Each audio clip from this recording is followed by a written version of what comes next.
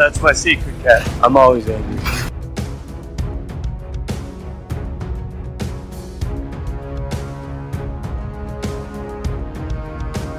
Alright. I ran out of patience. On the roost! Hey everyone, Captain, big fan of Spider-Man.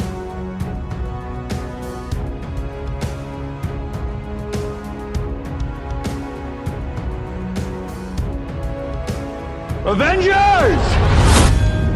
Assemble.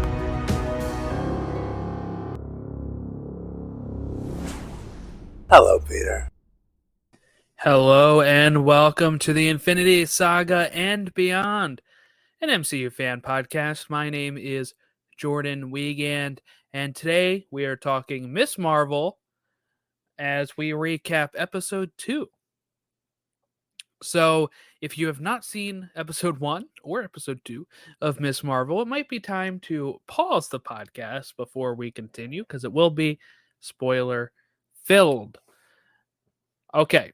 So, like I said, we are talking episode 2, Crushed, directed by Mira Manon, written by Kate Gritmon, and it premiered June 15th, 2022 on Disney+. The synopsis: Kamala and Bruno explore the source of her newfound powers just in time for a perilous adventure. We're going to go into my thoughts here, just overall thoughts of the episode before we get into more of the plot by plot breakdown, scene by scene breakdown. I, again, really enjoyed this episode. This show has its own vibe. It's got its own feel. It feels wonderful. It is just, pun intended, marvelous, right? Sometimes I can't even really explain what it is. I just think it's the direction, it is the effects, it's everything really combined. The writing has been fantastic so far. I can't really say enough about it. I just really, really, really enjoy this show and what it's been bringing to the MCU. Now, there was an article on Forbes that says that according to Samba TV reports, that this is the lowest MCU out of the ratings, how many people are watching it, because it's actually the best reviewed on Rotten Tomatoes and stuff. But it's got about, for the first 5 days, it says 775,000 people watched the show, comparing it to the other MCU shows. WandaVision, 1.6 million in that time frame. Falcon and the Winter Soldier, 1.8. Loki, 2.5. Hawkeye, 1.5. And Moon Knight, 1.8. It could be a few reasons. They break it down as Miss Marvel is a brand new hero. This is kind of, well, Moon Knight was too. But I mean, this is also just a newer, Moon Knight has history in the comics that lasts a lot longer. Miss Marvel was created in 2013. So that could have some sort of basis on it, I guess. They're stipulating that could be also because Iman Vellani is unknown, because Oscar Isaac wasn't, so maybe that boosted Moon Knight. I'm not really sure. My main thing about it is that it's the same day as Obi-Wan Kenobi. So Obi-Wan had 3 episodes before this show premiered, and then it drops part 4 on the same day as Miss Marvel part 1. Then we get a big episode of Obi-Wan Kenobi. I just recorded my recap for that on the Pod Awakens, by the way. We got that for part 5 for that. Was a fantastic episode the same day as this episode 2 comes out. And look, I'm a Star Wars and Marvel fan. They kind of flip-flop for me of what's number 1, right? It's kind of what I'm in the mood for right now, is whatever it is. And I have been watching Obi-Wan first on these days when Miss Marvel is on there as well. And I think many people might be doing the same thing. I watched Miss Marvel's first episode on last Saturday. Right? I think it was last Saturday before I recorded the podcast. I think I recorded the podcast later Saturday or Sunday. So yeah, so that's kind of like the right. I'd given it, let's see, Wednesday is day 1, Thursday day 2, Friday day 3, Saturday day 4. So I was day 4. That's out of the day 5s that they've counted for 775,000 on Samba TV. So I just made it into those 4 days, and I'm a huge Marvel fan. So it might be something that people are watching later. Some people might wait for the whole show to finish before binging it, which I've seen some people on Twitter say that they are doing. Either they're burnt out after just watching Moon Knight and Multiverse of Madness, or there's so many other shows they're watching right now. I can relate. You know, I've been watching Obi-Wan, Miss Marvel, regular TV shows like Superman and Lois on CW. We've had I've been watching Better Call Saul. All these shows that have been releasing lately, people might be catching up on those, might be watching those. I know The Boys has premiered on Amazon. I haven't watched that show, but I know that's kind of a big show as well. I don't think it is a big issue here for this show to be lower, but I do think releasing the same day as Obi-Wan is kind of a big issue. And it's going to be something that's probably going to increasingly happen, because we know more shows are going to overlap. She-Hulk and Andor are going to overlap in August. She-Hulk premieres August 17th, Andor August 31st. She-Hulk is 9 episodes, Andor's 12. We're going to have pretty big crossover with that. I think Bad Batch Season 2 is going to overlap with Andor. I think what they should have done is when they moved Loki to Wednesdays to kick that off, people said, well, it worked, right? Loki was the biggest watch show. 2.5 million people watched Loki on those first 5 days. Guess what? None of the other MCU shows have gotten close to that, by the way, on those first 5 days. Loki got that because it was Tom Hiddleston and it was Loki. So you kind of like made that shift on a one that was already going to be a surefire hit. So I think it's almost like a self-fulfilling prophecy of, well, Loki smashed Wednesday out of the park. I think we should stick with Wednesdays. But the issue remains, when you have both of these out, you have to pick which one you want to watch first. It's getting kind of stressful too when I get home and I'm like, okay, I got to watch Obi-Wan, then I got to watch Miss Marvel, and then I'm caught up and I'm getting home from work and my dogs want to, play or whatever. And I'm trying to get done all this stuff at once. While I think what would have been smart is when they moved Loki to Wednesdays, keep Loki Wednesdays, Star Wars Fridays, and we have Marvel Wednesdays, Star Wars Fridays going forward. That means Wednesday I'm forced to watch Miss Marvel first. Come home, throw on Miss Marvel, and I'm like, all right, I'm caught up. Great. And then the next day, if I missed it on Wednesday, I can watch it on Thursday. And then Friday hits, and I'm like, oh, it's Obi-Wan time. Obi-Wan. And then I watch Obi-Wan. If I missed Obi-Wan, I have Saturday. I have Sunday. Monday, Tuesday. Then Wednesday, Miss Marvel's back on again. Repeat. We'll see. I don't know how often they update these numbers. I know they usually do it for like the first episode. But Obi-Wan ends on the 22nd. That'll be Miss Marvel's 3rd episode. And then Miss Marvel's going to have 3 weeks by itself. Yeah. 3 weeks by itself. That should end on the 13th July. Which is before She-Hulk and Andor overlap. But then those two are going to overlap. And if they're on the same day, which they're so far scheduled to be, 17th is a Wednesday, the 31st is a Wednesday. think She-Hulk is 9 episodes. I'm hoping they do a 2-episode premiere. It's gonna be shorter.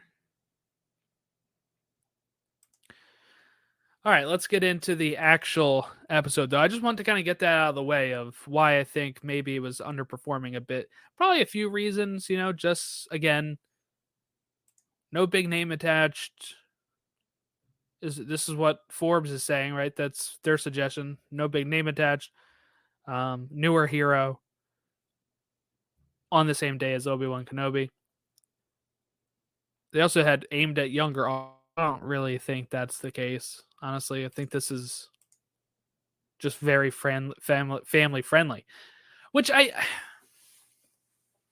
know I said we were going to get in the episode in a moment here, but the rumor is that Daredevil for Disney Plus is going to be more family friendly, going to be more in vein to the Mark Waid run in the comics, which is fine. But people are going to take that and be like, why can't we get rated R Daredevil? Why can't we get TVMA Daredevil? You did on Netflix. I want to be able to have some of these shows that I can watch with my kids. I don't have kids yet, but when I do, I want to be like, well, you can't watch Daredevil, even though you can read his comics. Some of these characters are not meant to be strictly TVMA or R rated. That doesn't automatically make a show better either. I think that's something we kind of got to move away from, is thinking that it's always going to make it better if that's the case. And it's not the case. It doesn't always make the show better in that regard. But yes, that is something that is a thing.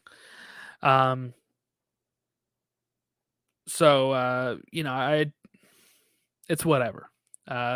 People, for whatever reason, always want everything R-rated. So the plot begins, of course, with Kamala is going over with Bruno, and we get this nice little montage of trying to learn how to use and control her powers that she develops. And what they deduce, right, what they figure out is that the bangle is not the source of the power. It's coming from within Kamala. It's coming from within her, and whatever it is just kind of like awakening it, right? Able to kind of propel it or control it through a certain end. And we just get great little moments of them doing it. So I'm guessing this is some sort of hint to that maybe Inhumans might still be around. Maybe there's no Terrigen Mist, but they're able to kind of still keep these things linked a bit. She is special within her. It's not just the bangle. I like that. I like that a lot. So then they're going to be at school, and they're going to hear about Zoe, the popular girl who got that got saved by Kamala in the last episode. She's organizing a party, and we have this new student called Cameron, who is invited to the party as well. This is a boy that Kamala started to see in school recently when he started joining, and she's into him. And when she hears that they're going, that he's invited, she's all right, I guess we're going to this party, right? And it hurts Bruno a bit. Bruno is somebody that is a little upset that this is the way it's going for him right now. They go to the party. It gets almost immediately broken up by cops. She is going to, I guess it's not really cops for the party though, right? I think it's damage control coming to get Zoe to interview her about the events of AvengerCon. Everybody's going to scatter. Conron's going to take him back home in his car. He's going to say to Kamala, next time you can drive it, right? We know she failed her driver's test. He doesn't seem to care. He's going to teach her how to drive, after school and stuff. And one day after school, Bruno's like, hey, why don't, we got to do some more tests on you. And she's like, no, I'm, she put like makeup on, she changed look a bit. She's gonna go with Kamran, and they do go out to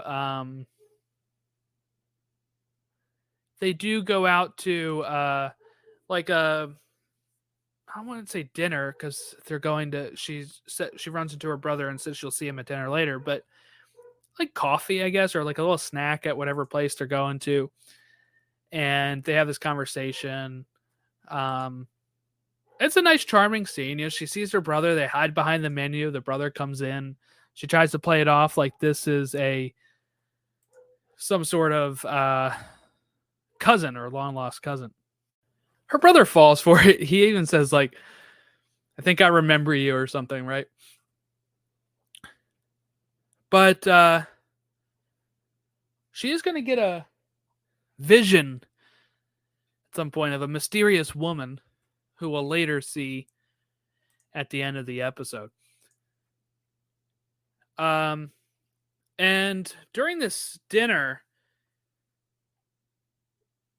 where we also have her brother's fiance at the table, they kind of talk about her grandmother named Sana, and oh no, that's her grandmother who she's on the phone with. She asks about her great grandmother Aisha, who was the owner of the Bengal, and they have like this talk on dinner. Her dad gives this story about the partition of India, and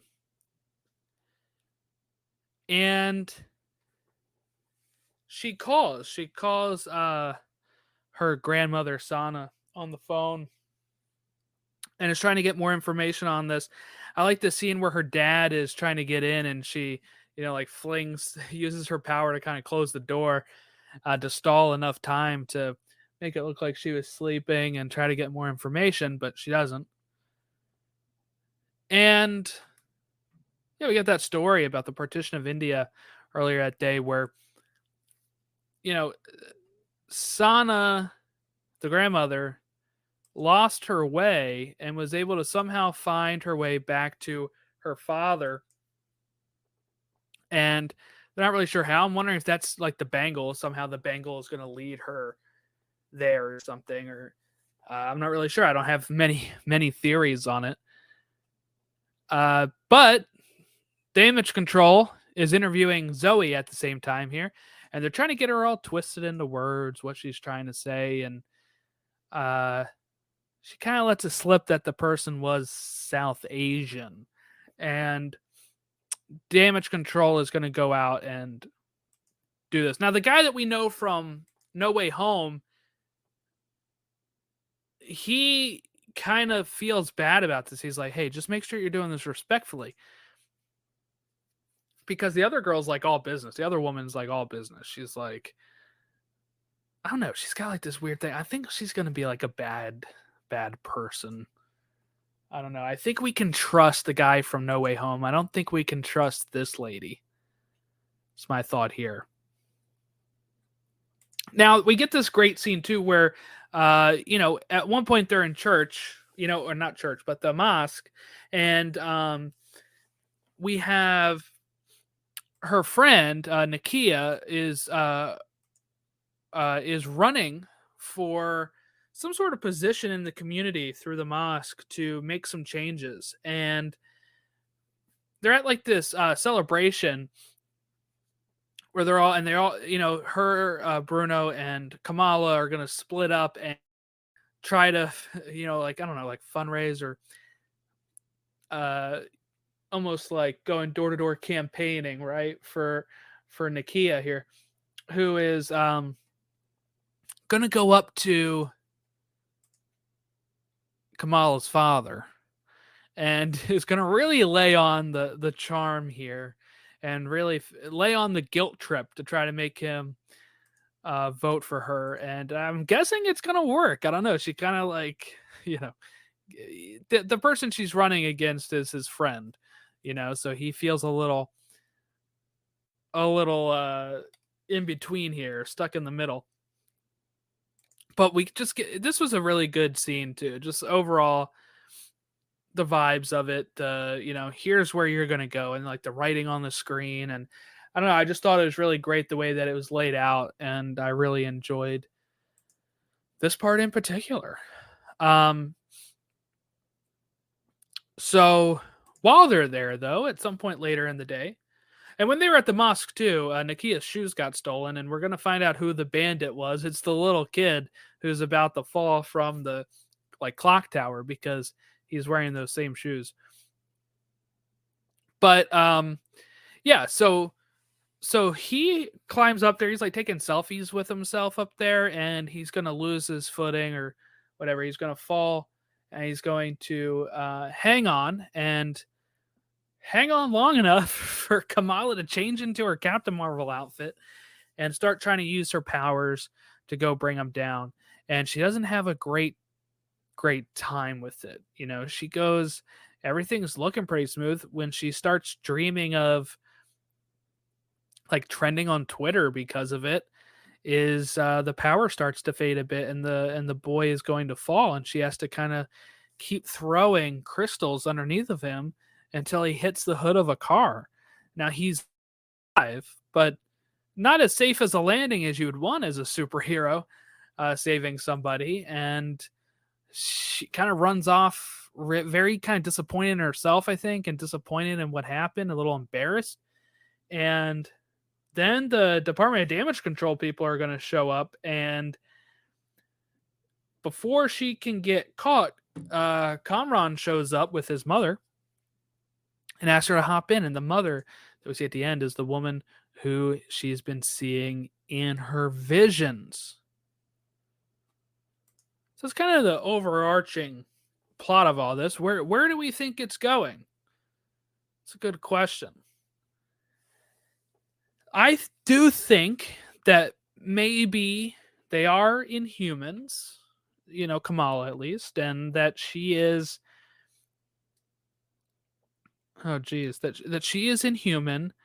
Somehow the bracelet awoke in the power instead of needing Terrigen Mist, and that it might be something that maybe skipped a generation from her mother.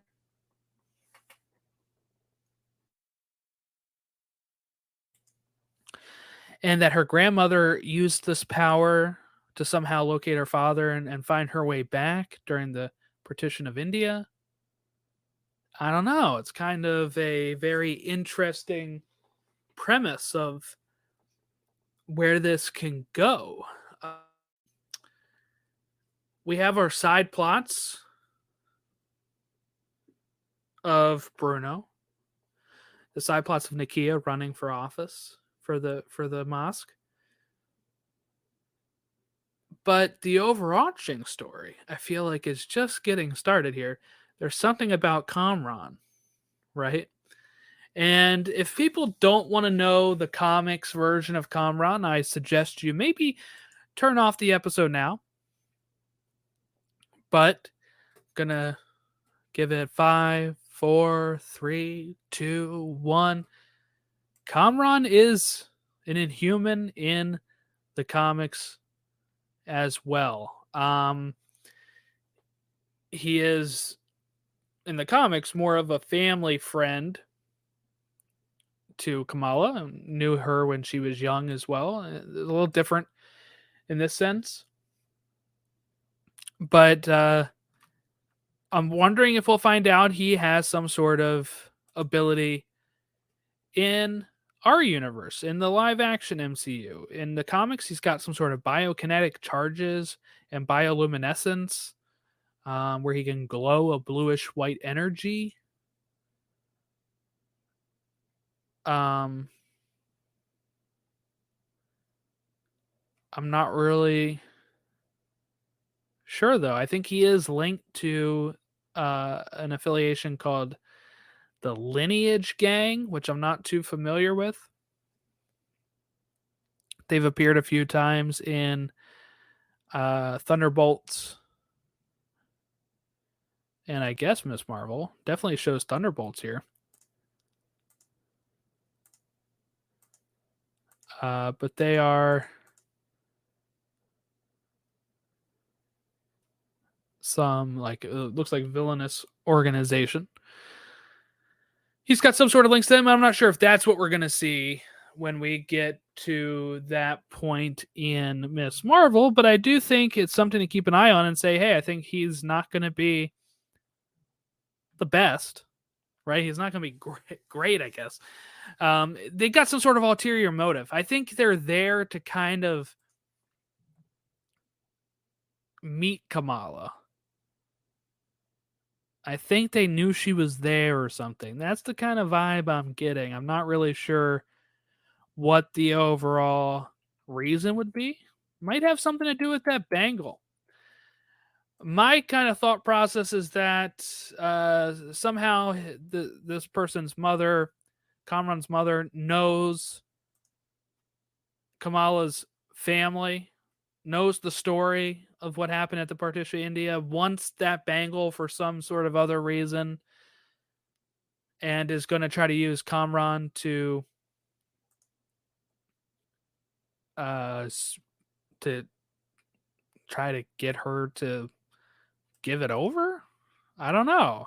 That I'm not sure what the end game is here yet. You know, that's something that I think is very interesting. We're not really sure what that would mean yet.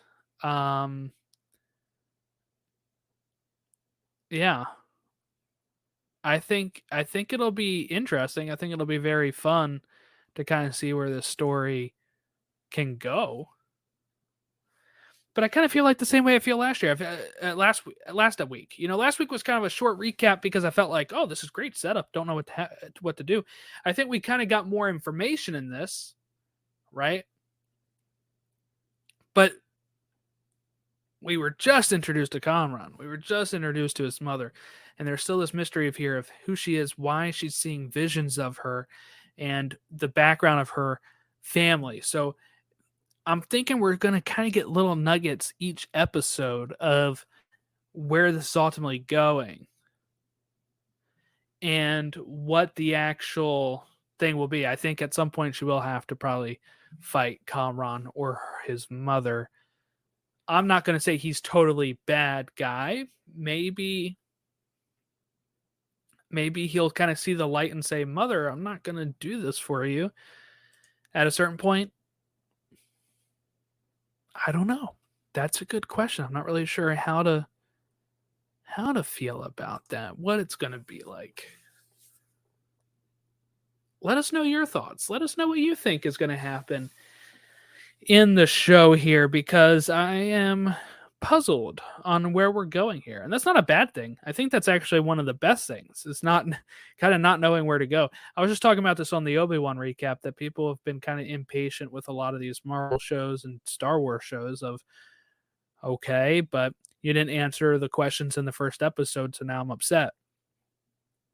And of course, we're not going to get the answers in the first episode, because then there's nothing to do, nothing to reveal in episodes 2, 3, 4, 5, 6.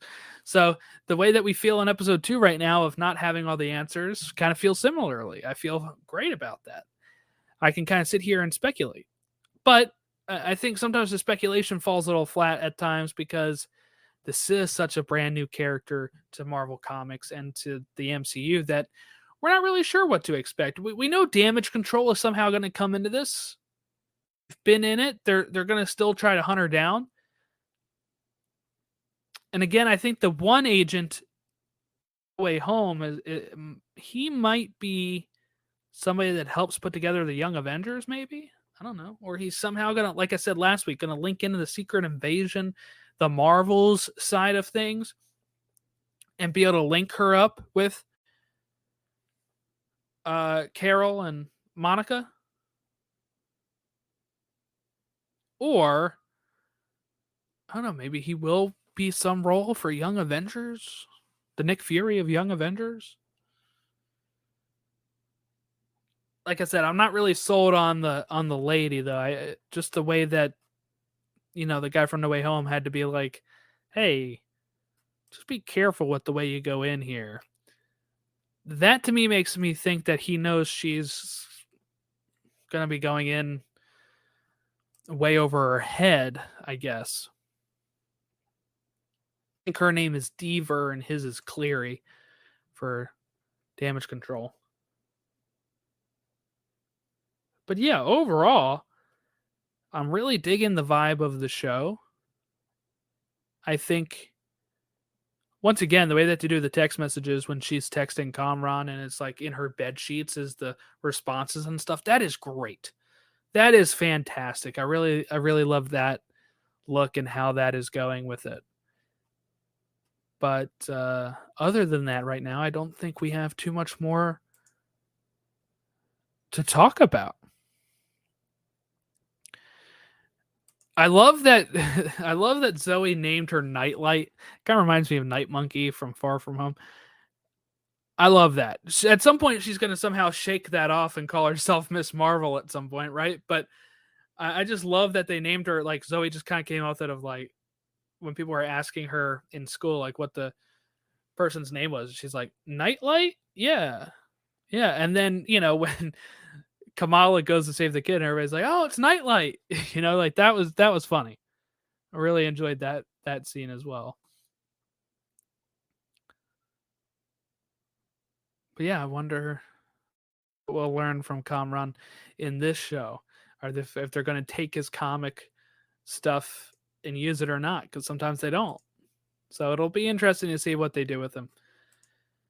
If you want to give us a follow, if you want to give us your thoughts, anything like that, you can reach us on Twitter at TO Infinity Saga, Facebook.com/Infinity Saga Beyond, or email us marvelplusrecaps@gmail.com.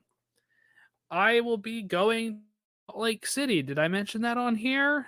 I don't know. I think I mentioned it on Pod Awakens, but I'm mentioning it here as well. Going to Salt Lake City.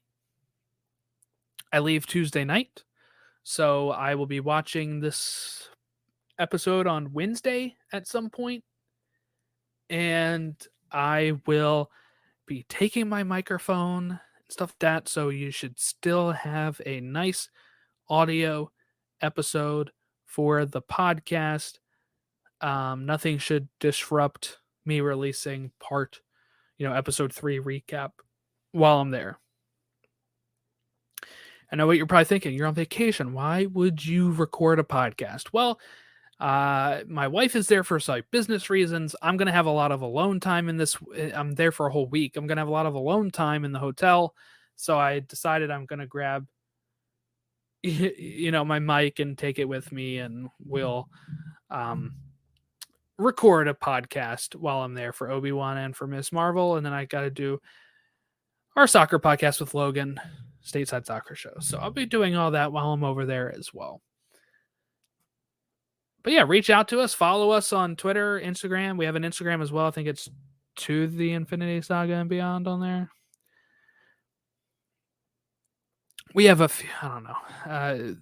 We can't get a consistent name on all these platforms because of character limits and all that kind of stuff.